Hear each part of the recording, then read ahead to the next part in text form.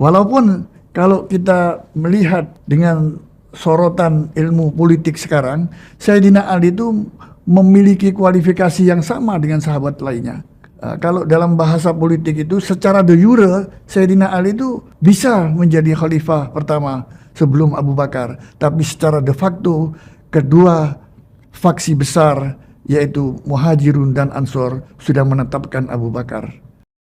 Assalamualaikum warahmatullahi wabarakatuh. Bismillahirrahmanirrahim. Menanggapi dari komen atau pembicaraan Pak Prof yang mengatakan secara de facto kaum Muhajir dan Ansor itu telah menetapkan Abu Bakar sebagai pemimpin atau khalifah.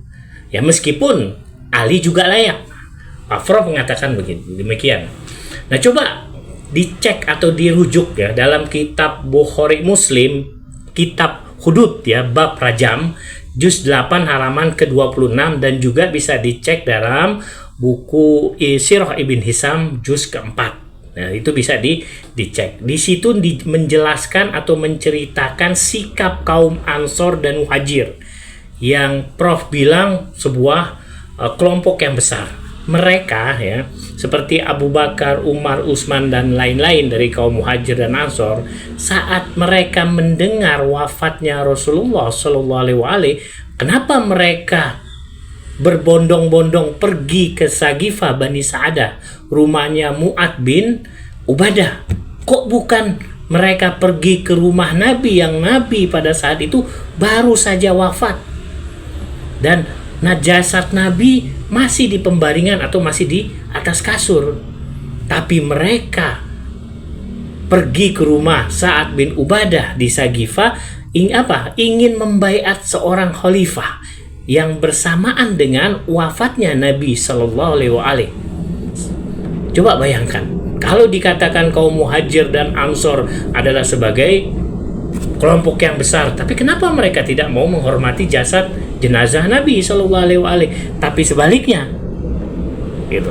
Akhirnya dipilihlah pada saat itu Abu Bakar sebagai khalifah, hingga mereka ini tidak ikut menguburkan jenazah Nabi disebabkan mereka sibuk menganggedakan untuk memilih Abu Bakar sebagai khalifah. Cek di buku Bukhari Muslim itu termaktub jelas. Sirah Ibn Hisam termaktub jelas. Sirah Al-Halabi juz 3 halaman 260 itu jelas termaktub. Pertama, bukan pertimbangan apa-apa, Abu Bakar adalah senior sahabat Nabi besar Muhammad SAW. Yang kedua, Sayyidina Abu Bakar ini selain orang terdekat Rasulullah, juga beliau itu adalah mertua Rasulullah SAW. Mertua pertama yang hidup bersama Rasulullah SAW. Coba perhatikan, setelah Sayyidina Abu Bakar wafat, digantikan oleh khalifah kedua yang juga sama, mertua juga. Mertua kedua, yaitu kalau pertama tadi Abu Bakar adalah ayahanda dari Aisyah radhiyallahu anha, maka Umar adalah ayahanda dari Hafsah radhiyallahu anha. Yang keduanya adalah Ummahatul Mukminin, istri baginda Nabi besar Muhammad SAW. Nah, kalau Prof juga mengatakan Abu Bakar adalah sahabat terdekat Nabi Shallallahu Alaihi Wasallam, ya, coba bayangkanlah gitu. Bagaimana dengan Imam Ali bin Abi Thalib? Kurang dekat apalagi?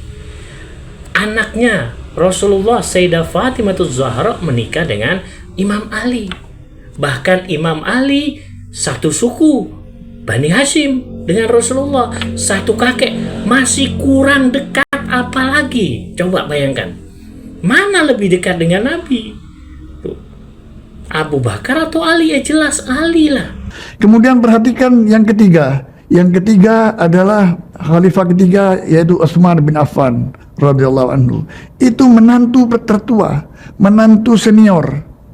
Keempat Sayyidina Ali. Jadi seperti diatur sedemikian rupa, urut-urutan umur dan senioritas itu sedemikian rupa, semua masuk dalam kelompok dari rumah tangga besar Nabi Muhammad SAW. Sayyidina Ali menjadi khalifah keempat. Nah, lalu Prof juga mengatakan masalah senior. Abu Bakar paling senior di antara sahabat yang lain. kita kalau berbicara senior, saya tanya dulu, seniornya ini sebab apa? Sebab senior umur, dia tua, atau sebab senior dia lebih beriman atau lebih lama berimannya kepada Nabi Shallallahu Alaihi Wasallam. Nah, kalau kita lihat sebab umur, banyak sahabat Nabi yang lebih tua, umurnya lebih senior. Salman Al-Farisi, umurnya yang tertua, bahkan di antara para sahabat-sahabat yang ada.